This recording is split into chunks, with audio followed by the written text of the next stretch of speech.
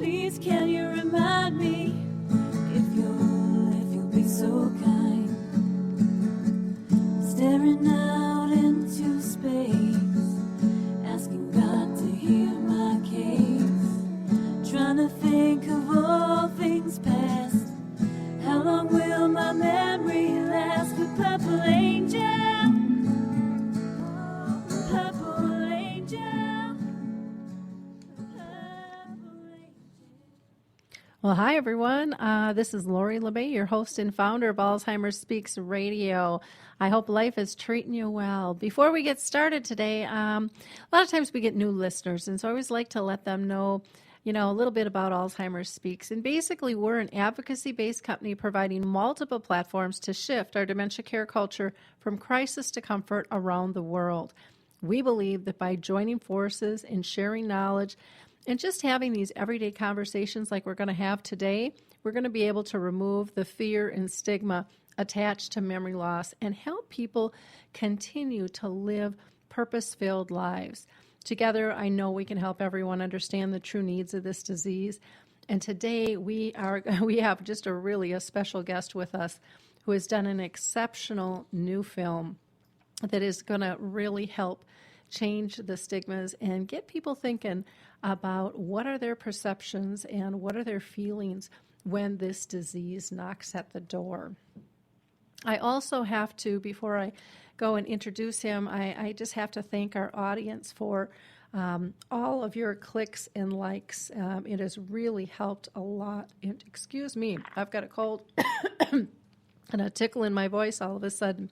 But your clicks and likes have gotten us to be the #1 influencer online, according to ShareCare and Dr. Oz. And so, again, I just have to thank you each for taking that time to share our content, be it the radio show, the blog, the webinar, the resource directory, whatever it might be that we're pushing out. It makes a huge difference because our spheres, each of our own spheres, there are a lot of people dealing with this disease that we don't even know because they're afraid to talk about it. And we need to get that conversation going. So the more information we can push out there, the easier it will be for them to reach out and grab it when they need it. I'd also like to encourage any of our listeners to be a guest on our show. Maybe you've got a story of your own that you'd like to share. We would love to hear it. You can be a person living with a diagnosis. Maybe you're a family caregiver. Maybe you're a business professional. Maybe you're a movie director like we have on today, or an author who we just had on, or a researcher, or just an advocate. All of us are kind of just these little teeny pieces, but when we work together, we make a miraculous difference together. So again, really excited about our guest today, who is Roberto Carlo Chiesa. And he is an award-winning creative director and a filmmaker and a writer with Alexandria Perrin Company. Roberto has also produced and written and directed several children's films for educational film market, to include the HarperCollins books, William Dahl, and The New Friends by Charlotte Zillotto. He also wrote and directed Generations, a film about bridging the generation gap between the old and the young, and The Snail and a Friend, which deals with human kindness for all living things. Roberto has worked on public outreach events with senior living and memory care facilities, traveling throughout the country for speaking engagement, where his film that we're going to talk about today, Inside My Being, was shown. The first time I saw this film, I was so incredibly touched. I had to reach out to him right away and say, I have to have you on the show. This film has to get out because it is so powerful. And I've watched it several times myself and shared it with others. And I just shared it with a friend in the studio here. And we both just got teary-eyed immediately on the first scene because it's just such a powerful film. And so I'm really excited to have you with us, Roberto. How are you doing? I'm doing well, and I thank you for allowing me to be on the program. It's an honor. Well, it's an honor to have you with us because this is a This film is very different. It's not your typical film in what people expect. So, why don't you start out with telling us who and what inspired you to make this film, Inside My Being? Sure, I'd be happy to do that. Basically, it was my sister, Alma Chiesa, who got Alzheimer's about 5 years ago, 6 years ago, and it was a real journey that I went through with her. I didn't realize that she even had Alzheimer's. I was her caretaker through this whole thing, but I didn't realize Alzheimer's was taking place for quite some time. Little things were occurring that weren't quite normal, but I didn't pay any attention to them. And so when I went over to her home, I was raising two little girls at that time by myself. Had some help, but mainly by myself. And we would go over there, and we would have a wonderful spaghetti dinner on Friday nights. She'd cook spaghetti. One night when we were there, I was talking with her, and I was doodling on paper, and just doodling, and she came up to me and she said, "Why are you making fun of my nose?" And I didn't think too much. I said, "I'm not making fun of your nose. Why do you say that?" She said, "Well, you're drawing it on paper, and that you're making fun of my nose. I don't like it, and that's not my sister. That was not her." And I said, "No, I'm not. Stop it," laughingly. Mm-hmm. And then she did, and went away. No problem. My sister, let me give you a brief example. She sang opera. She loved classical music. She studied opera. She managed a doctor's office before her retirement. And she was a very, very bright, outgoing person. And so when she retired, she moved into the same town I live in, which is Modesto, California. Previously, she had lived in San Francisco. So anyway, when she was there, of course, she loved my daughters. Both, I have two little girls, and we would go over and be with her. So she would cook this spaghetti dinner every Friday night. It became traditional to do that. And as time went on, all these things were happening that I wasn't quite aware of, but they were subtle, and I really did not understand them at the time, such as the drawing, and she thought I was making fun of her nose. As time went on, I did begin to notice little reactions from her. She would get irritated a lot when she never used to do that, and then wonder, where I was going. She would ask questions, but the big one, the big knockout punch for me was she would have her hair done once a month. She would drive herself. Mm-hmm. She had her license. She would drive. Well, I got a call from here in Modesto. It was the MID. It was Modesto Irrigation District Office, and there was a lady on the line who said, "Are you Roberto Chiesa?" And I said, "Yes, I am." And she said, "Well, we have someone here that says she's your sister, and she seems to be lost." And I said, "Okay, and could you please come down?" So I did. Immediately I went down, and it was my sister sitting there, and she said, I don't know what happened. She said, "I was looking for the hairdresser, and I just couldn't find it. I didn't know what to do. I thought this was the hairdresser." So she went through this whole story about, this being the hairdresser, and then she realized it wasn't. Well, I drove her home, and then had the car brought back in, her car brought back in, and I knew now there was something really wrong. And of course, then I started thinking, with all the little things that happen, could this be Alzheimer's? And we went to the doctors, and they checked her, and he pretty much said, "It looks like this may be, Alzheimer's." So now I had a situation where she was driving a car, and I knew that she really couldn't do this anymore. and I had to get into the point of letting her know that she couldn't drive. And of course, she was irritated over that. But all this time, also there were things going on that was just very, very strange. She would get into her car, she'd find a key that she had to get into her car and back it out and hit a post. And it was just going nowhere except downhill. Well, to make a long story short, it just got worse and worse and worse. And we would have discussions, and she would say to me, "I'm so scared. I don't know what's going on." She would call me Bob. "I don't know what's going on, Bob. I just don't know, and I'm so scared." Well, it was very, very difficult, and I knew now that I was her caregiver. I had to take care of my sister, and I did. So that made it really difficult. There are things that you have to do She had to go to the bathroom. I had to help her with her bathroom, and sometimes she wouldn't make it to the bathroom.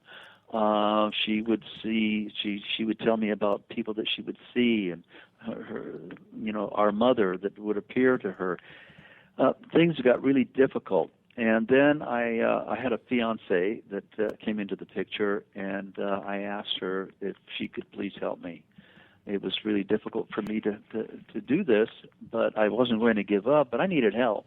Mm-hmm. And she did. She helped, and it was a godsend because she did things that it was difficult for me to do. And she came in and pitched in and helped. But it got to the point where she could not be by herself any longer. We could not stay there with her, of course. And so I had to find a facility. And that was a trip in itself. I had to find a facility that I felt comfortable with and that I felt that she would be comfortable in. And so we did a research on a lot of facilities in our area, and I finally found one that I felt good about. And it was not just about taking good care of my sister. It was about that I could have good communication with them as well, that we were on the same page, and that I could work with them, and that they would listen to me. And so I found one that I felt would do that, and I was correct in picking the one that I chose. So I moved my sister into the facility, and she didn't know where she was, but I moved as much of the furniture in her home that I could into her room, which wasn't a big room, but it made it comfortable. And the big thing was her cat. She loved her cat, Nosy, and I was able to let her have that. The facility was able to say, "Sure, we'll take her cat," and they did. And Nosy was a big help. So as time went on, I would visit my sister every day, do the best I could with her, and it finally got to the point where she was declining rapidly, and I knew what the outcome was going to be. But towards the end, and this is how I came about to make the film Inside My Being. Towards the end, when all was lost, I mean, if you would have seen my sister at that point in time, lost tremendous weight, would not eat anymore. All she did was stare. But when I touched her hand, when I caressed her face, when I looked into her eyes and I said, Alma, I love you. Know that I love you, Alma. Her eyes would look at me, a little smile would crack on her lips, and I knew that she knew who I was. I was making a connection with her, and nobody can ever tell me that an Alzheimer's patient is totally lost, because I was touching her heart and I was touching her soul, and she was touching my heart and my soul as well, and that's where the connection was made. And this went on until she died. And so with that, I said to myself, this is something too powerful for me to just let it go. And so I made a film, and I did it not for any other reason than to do it and show some friends of mine who were going through some pretty difficult times with their parents having Alzheimer's. Well, and I told them, here's what I went through. and I made the film to show them. The film was also seen by the facility where my sister was located. When they saw the film, they said, "This is a very powerful film. We would like for you to, if you could, go to the different communities throughout the country, speak about the film, talk about your journey with your sister. Would you be able to do that?" And with my work, I said, if I can fit it in, I'd be happy to do that, and I did. It was rewarding for me to do that. What I found that is when I went on these different speaking engagements in different communities, they would hold an event.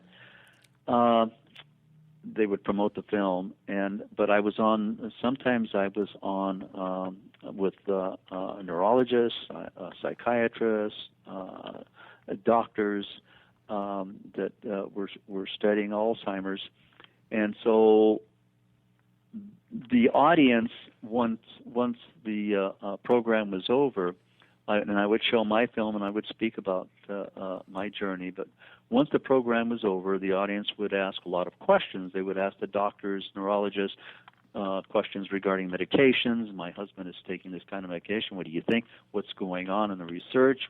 What kind of hope do we have? And of course, they would answer them. And as we know, there is no cure for Alzheimer's, but they're working on it. Hopefully that will happen. When it came to my film, it was a whole different story. When it came to my film, it did something for the audience. It touched their heart and touched their soul. I keep on using heart and soul because that's what it's all about. And they would tell me, what you've done with the film is that we understand a little bit more now that perhaps there is life in there. There is nothing has deteriorated to the point where nothing happens anymore. And they went back. Many of them would contact me later and said, "Yes, I did what I saw in the film, and I did see some response from my husband. He did smile. He did touch my face." And so, if the film can do that, Lori, if the film can do that, what a reward. What a reward that is for me to know that I've done something, not only for myself, but hopefully for a lot of other people as well. And that's where I'm at with the film. It's a beautiful film. I feel honored that I was able to do that. But of course, the inspiration came from one person, and that was my sister. So, Roberto, okay, so we understand that your sister was really the inspiration, but this film is done a little bit different because we see two people, a mother and a daughter, it appears, talking about one another in terms of what's going on in their head, not what they're voicing to one another, but just what their thoughts are. How did you come up with that concept? Because I just thought that was brilliant. How much is what? How did you come up with that concept to take the storyline and instead of just having it, scripted in terms of conversation that we normally see in a film, but instead it was really this unconscious thought, of what's going on. Yeah, and the reason behind that is that I believe if my sister was able to speak, this is what she would be saying. And so I used what I felt her mind was thinking, because I could see in her eyes, that she was saying something to me. She was talking to me. And I interpreted that in the film by utilizing, the voiceover that you heard. And so if she was able to talk, I believe that my sister would say this to me, how she felt, and get this message across to me. So that's how I interpreted that and put it into the film. I think a note that I'd like to talk about is that I had two people in the film. One was an elderly lady. She was my sister's roommate at the facility. She had Alzheimer's, late stages of Alzheimer's. And when I decided to make this film, I spoke with the facility, and they said, yes, you can work with her. But I had a connection with her too, and so it was interesting in making the film because I would work with her, and she would pretty much understand what I was saying, and then sometimes she would just stop, do nothing, and say nothing, and I would have to wait, and I'd have to work with her, and then she came back again and did what I asked her to do. It was pretty amazing. The other young lady that played her daughter was an actress. She's someone in here that in Modesto that does a lot of acting, and she's in a lot of different programs and shows. An excellent actress, Jenny Abbott. So it was a lot of people don't understand that this woman that I used in the film, that I worked with in the film, is an Alzheimer's patient. She was my sister's roommate. She and I kept on. I kept in touch with her all the time.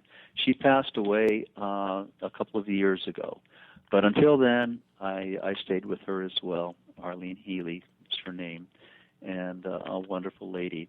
And I think her daughter would tell me. She said, "I think the fact that you did this with her and brought her into the picture and talked with her." This lifted her spirit. Somehow she came alive, because before that she wasn't. Mm-hmm. But during that she was. Well, it was interesting to me because the woman, you said her name was Arlene? Arlene Healy. Yeah, she looked so much like a woman who was at my mom's nursing home.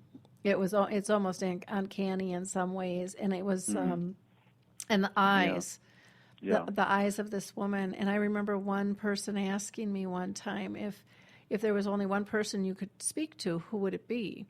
And I actually picked that woman that was at my mom's nursing home, because she had these incredible eyes, and I could tell she was picking up on everything that was going on, but she just couldn't communicate. And I just wanted to know what was going on inside her mind. And so that just really, really touched me. And so then when I saw the film and listening to her words, about back the memories for you. Yeah, and how she's trying to help, but she knows she's not when she's putting the towel in the oven, and that she's wearing diapers now, and that you're looking at me differently, and just all of those things that happen that they're taking in, and so many times people around them just ignore the possibility that they still have the skill set to be able to take things in.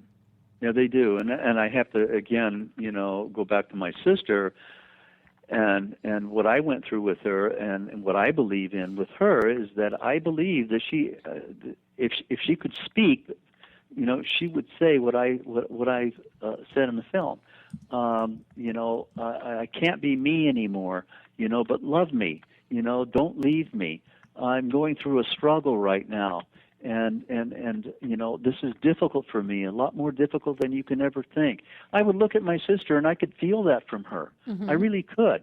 And so this is, this went into the film. This is why I put what I put into that film. This is why what you hear in the film is what I believe she would really say. And I think when she looked at me, she couldn't speak anymore. I think this is what she was thinking, and everything that I was doing with her. Inside her heart, inside her soul, she was talking back to me. I felt it, and so felt it enough to make the film. Yeah, it's absolutely a beautiful, beautiful film. And like I said, even when I was watching this with a friend, just 3 minutes in, we're both teary-eyed and going, we can't even believe that there's 15 more minutes of this film, because it's just so powerful. These words. And then you have this daughter looking at her mom thinking, what are you going to be like tomorrow or later on? Exactly. And, how's that going to be? And everybody who has dealt with this disease has had those conversations, who has had those thoughts, and, repeatedly. That's exactly what I was thinking when you, that one part where the daughter says, what are you going to be like tomorrow? What are you going to be like tomorrow?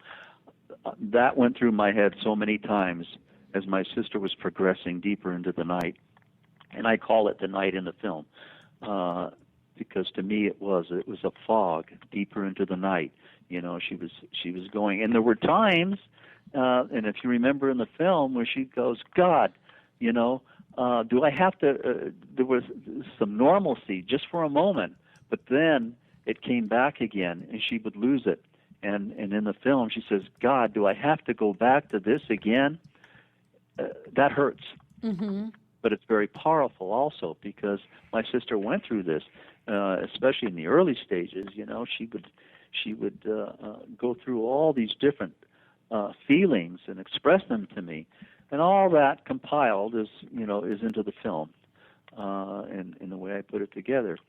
But it is sad. There's no doubt about it. It is sad, but one of the areas is that the heart and the soul for me and for my sister I felt was alive and well, Mm-hmm. and I was able to touch it, and I'll never ever forget that. And anybody that ever tells me, well, my father has Alzheimer's, my grandmother has Alzheimer's, I can't reach her, but I'm with her. And I saw this actually happen in some of the facilities where people are with the person, but that's it. Mm-hmm. They're with them, and to me, that there is so much more if they allow themselves to touch, to be genuine with their words, to smile. They can reach them. I reached my sister. I feel that there's a possibility that other people can reach their loved ones as well. You've just got to be genuine. You've got to certainly love them, touch their hand, caress their face, tell them that you love them, and you might be surprised what happens. Mm-hmm. It might just be a smile. Sometimes the unspoken word is the most powerful. Mm-hmm. Yeah, And I again, totally agree. I totally agree with that. Now, you had mentioned that you kind of went on tour, with this community that your sister lived at. Are you comfortable saying which community at all? And I'm interested in, what was their response from the audience after doing the tour with the film? Oh, sure. Well, the facility was Seasons, called Seasons, Mm-hmm. in Modesto, and I went. They set these different areas up for me to go to, and the response from the audience, as I say, was always. I mean, you could hear a pin drop when the film was playing, and it was very moving, very emotional. Some people had a hard time with it. There were people that did have a hard time because I would think the film was hitting really close to home. They had a loved one that had either passed away because of this, or sometimes I think it touched people that might have had a difficult relationship with their loved one, and they see a film of this nature. And they say, gee, maybe if I would have, maybe if I would have done this, maybe if I would have said that, because this is what I heard later. And so it was difficult for them. But the response from the audience was a beautiful response. And like I say, they would come up to me and talk to me about the emotional impact that it left on them, and that some of them didn't really realize that maybe, just maybe, that they could reach into their heart and into their soul by touching their hand, Mm-hmm. or rubbing their face. I call it caressing, and telling them that how you feel and that you love them. It worked. It worked for me, and perhaps it can work for many others as well. And I found that when I showed the film, I found that kind of a response from the audience. Yeah, I've been working with a film called His Neighbor Phil, which is a 90-minute film, and it's shows the family dynamics and stuff, and I'm bringing that around touring as well. But it's amazing what this media can do to kind of break the ice and get the conversation and get people to not just think about the disease, but actually feel it. And I believe Right. I believe it's the feeling that is the power to change. That's right. when people feel the need. And I know with Yes. with his neighbor Phil, the first 5 to 10 minutes, usually the audience can't even speak. They can't even speak because they are just so overwhelmed with emotion. And then I kind of do the filler, and then we have this beautiful discussion Yes. about, have you experienced this? Have you seen this in your family or yourself or a friend? And the stories that come out, and people want to tell their story. Oh, yes. And then to be able to laugh and cry in a safe environment with others removes that isolation of, I'm the only one dealing with this, and they realize, oh my God, I'm not alone. No, not at all. There's Not others at all. like me. And so I just think the whole film medium is just a wonderful way for people to, kind of break the ice and kind of crack that door open to their hearts. Now, Sure. are you working on any other films regarding dementia?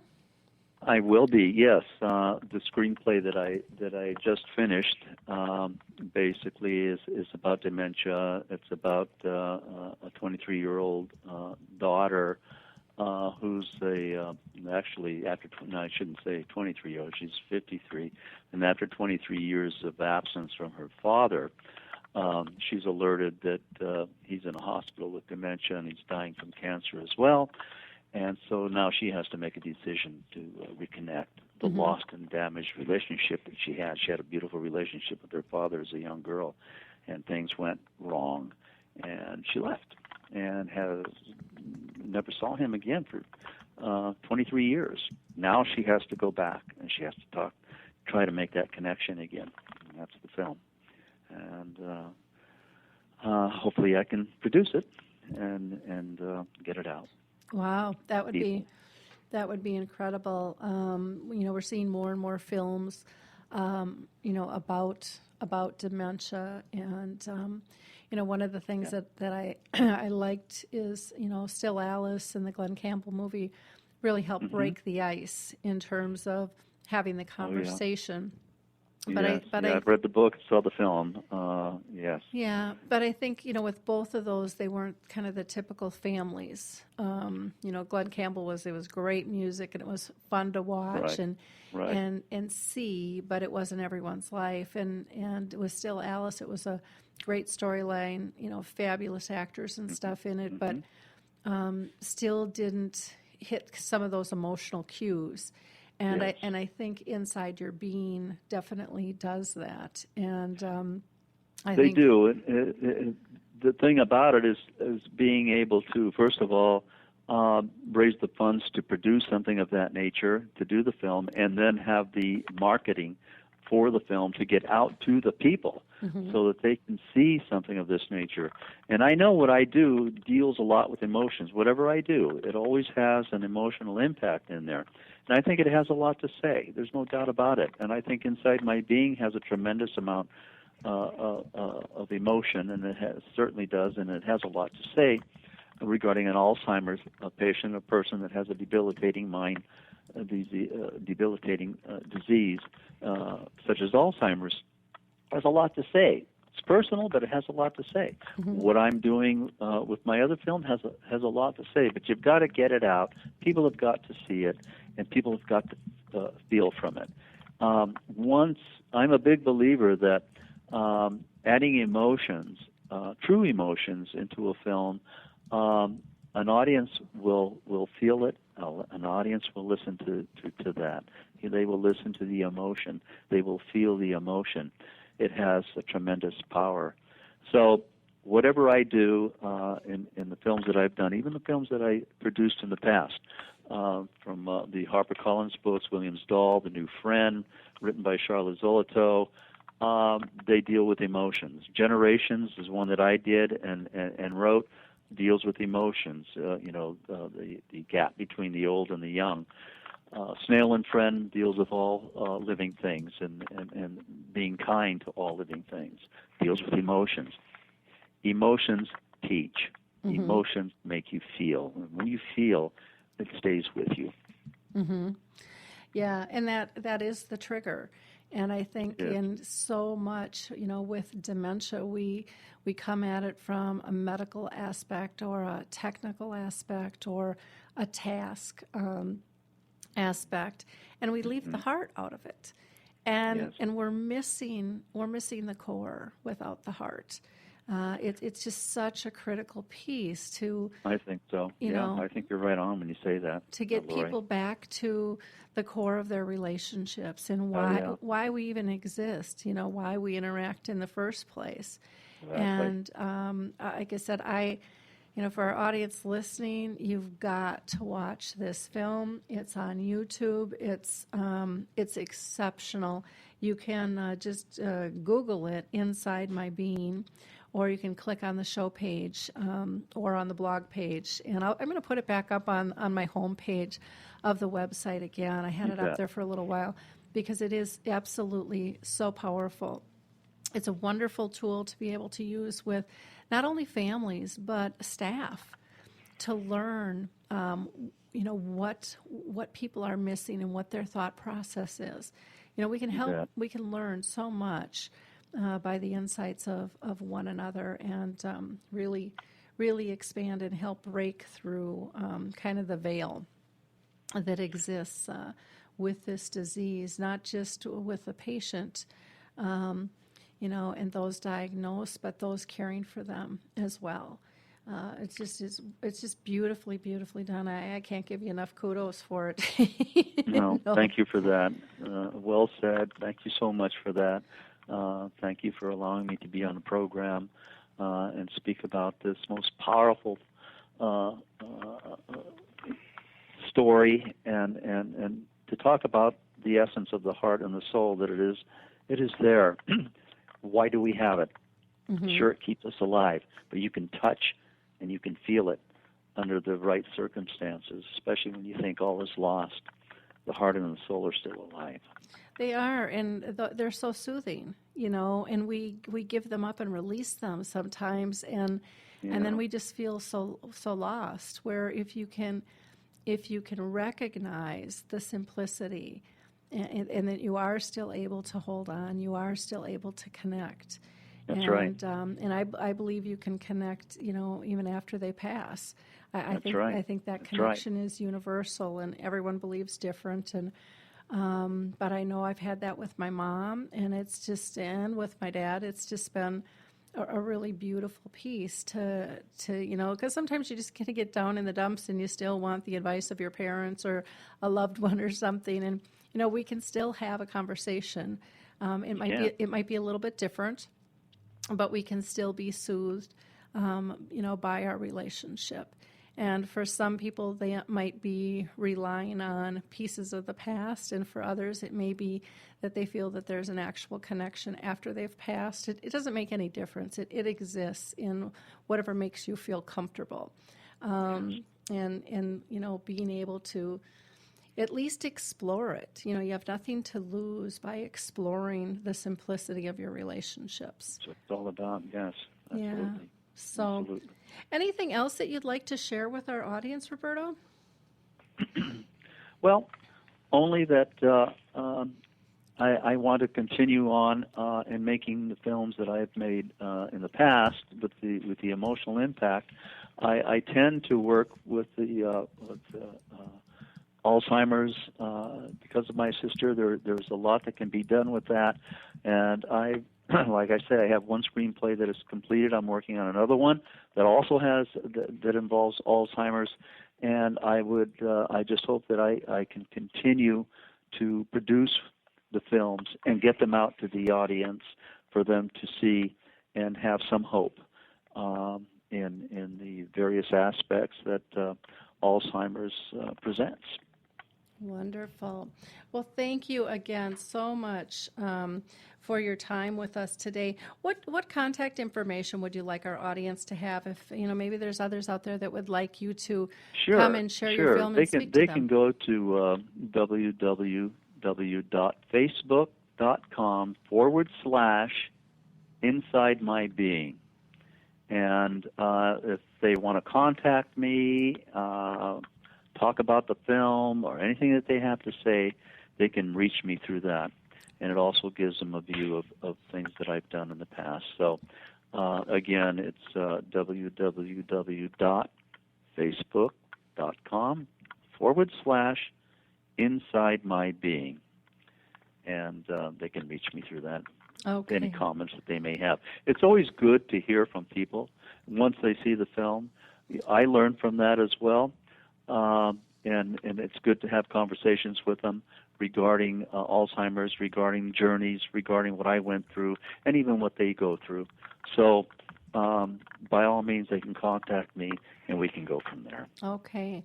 Well, sounds like a plan. Again, people can also go to YouTube and find the film there as well. Right. Have a box of tissues because you just might need one. It's powerful. It's very, very powerful. So thank you so much. Well, Laurie. thank you so much, Roberto, for spending time with us today. Really do appreciate it very, very much. The pleasure is mine, believe me. Thank you again. Thank you. If you didn't catch our last show, you may want to check that out. We had Christine Grody with us, an author of a new book called Where Memories Meet. And it talks about her reclaiming her father after Alzheimer's. And she, too, took on a really different scenario in terms of her writing style. She did it in two narratives. One is her dad and one is her. And for her and him, they kind of went in opposite directions in terms of remembering life. And so that's kind of an interesting avenue that she did. But I think it's a great storyline and something that you'll be really interested in. Prior to that, we had neuropsychologist on, Sonia Mosh, which was a really interesting show as well. And upcoming, we have author Lisa Skinner will be with us. Again, if any of you out there are interested in being on the show, we'd love to talk to you. Just shoot me an email at Lori@Alzheimer's Speaks, or you can go to alzheimersspeaks.com. Just click on the big gold button that says Contact Us, and there's several different modes you can reach out to me on there. Let's see. If you didn't catch Dementia Chats this morning, the free webinar we do where our experts have dementia, I will be posting that either later tonight or tomorrow. Really interesting a conversation about the holidays, what we can do differently to accommodate somebody with dementia. We also talked about illness and how that can affect them and the importance of organizations collaborating together. Our next Dementia Chats will be on December 22nd, and I think we're going to change to the Zoom format. It seems like that's a little easier access for people, so be watching for that information. There was also a blog post I did on December 6th called Late Life, Making a Difference, and it is a collaboration with Alina Health, Life Course, and TPT, and there they did this, again, it's another brilliant film, but it highlights three amazing programs. One is called Care Guides, which I knew nothing about, which is really a cool concept. The other one is called Thrivers, which is a support that is focused more on people with cancer, but I would love to see it adapted to those with dementia, and that it has to do with exercise and building energy and maintaining it. And then the third piece of that film, Late Life, Making a Difference, is on memory cafes, which, of course, for any of you that know me, that is near and dear to my heart. Before I say goodbye, I just want to give a shout out to Apples to Apples. If you haven't watched that show on Alive Inside, it's on Mondays at 2:30. And it is with Scott and Drew Applebaum, a father and son team. They talk and banter back and forth about sports, a lot of fun. Also, Mortgages and BS is on Alive and Social on Thursdays at 4 o'clock.